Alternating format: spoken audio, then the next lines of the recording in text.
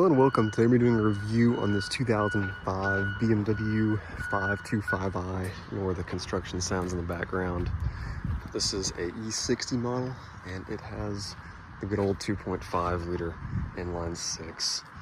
This car has 170,000 miles and it's in all right shape. Very nice interior color, by the way. We're going to do a review. I'm going to walk you around the car, show you some of the features of it. So let's take it for a short drive. So this is it. It was $1,500, clean title, but it does have some problems I'm going to get to here in a second. As you can see, the two-tone brown interior looks a lot better in person than on camera. Let's look right there. We put it on the camera to get something to right. There we go. So yeah, this was the first, or I guess the second generation of BMW to have the Bengal styling after the 7 Series that I reviewed one of those earlier. But this car is very similar to that in terms of interior especially, even a little bit of exterior styling. So let's get into it. This is the same engine that powered both the E36, E46, the E39.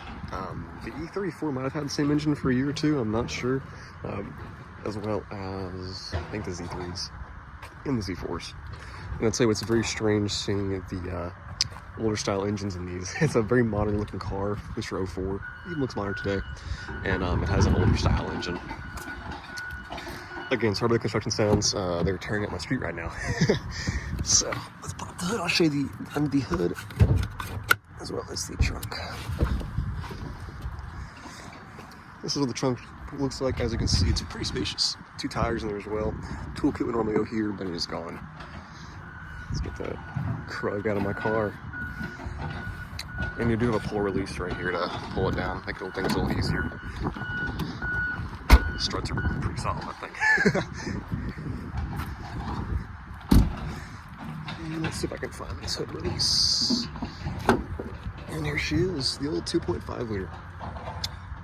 These engines are pretty reliable. This one is having an issue right now with, I believe, a fuel injector being stuck closed or open. I haven't diagnosed it just yet.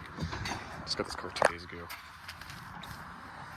Old style BMW key. This was before the push to start.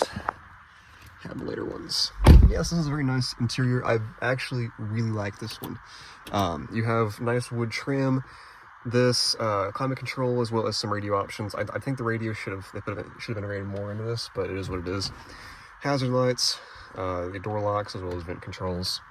Over here you have turn signals as well as to move around the cluster screens. Cruise control, your heated steering wheel as well as steering wheel controls. Heated steering wheel is very nice for 05, as well as turn signals or wipers right here. Also some steering wheel mounted controls. Over here your light controls, windows, mirrors, and then the old BMW door locks. You have to pull it twice to open it if the door is locked. Right here, I'll show you in a second, iDrive, do have an ashtray, and heated seats as well as the DTC. Back here you also have climate, which is nice, and cup holders. Also right here, you do have some storage space, but it's pretty reduced. As well as a nicely sized glove box with the original owner's manual in it. Up here you have sunroof controls as well as phone controls, lights, mirrors. What I like about this is this light right here is pretty nice. Sunroof, as you'd expect in a luxury car of this time period. And let's show you the iDrive. This car has 178,000 miles, and to start these, put the foot on the brake. But it has a definite misfire as well as the typical airbag and seatbelt lights and a brake light. Even though the brake pads were changed, they still have the issue. It'll pop up some warning lights here in a second. But while we have this, here we go, brake pads, and then wash foot low, fuel's low as well, but whatever. So this one is a lot easier to use than the 7 Series. Here you only have 4 controls, whereas the 7 Series has, I believe, 8. So you just have entertainment down here, flat tire warning because I didn't put rubber flats on it. Let's see. There we go. Okay. Up here you have phone, down here you have radio, climate control, and then car data. I still think the radio is a little bit clunky to use in this car. It is only 2nd generation, or I guess 1st generation iDrive, but I still don't like it that much. Anyway, let's show you the back seat real quick about the drive.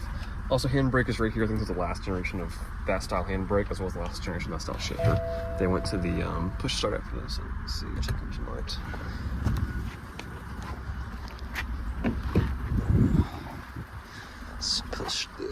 around here. Back seat is pretty spacious in this car. I'm 6'3", and I have the seat to lean back more than I would, and I still fit back here reasonably well. You also have a nice ashtray right here, window controls, the brown leather continues on the door, and you have a pretty nice center console with storage, which is more than the E-Class has, but it's a little bit cheaper feeling.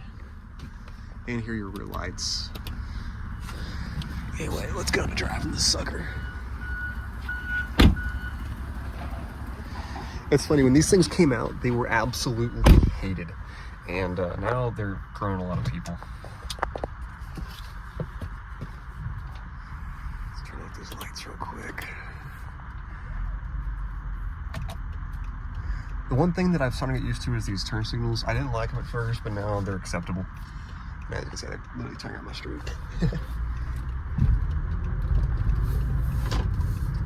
But yeah, I mean, I actually like this car. I've had an E28, I think is what it was.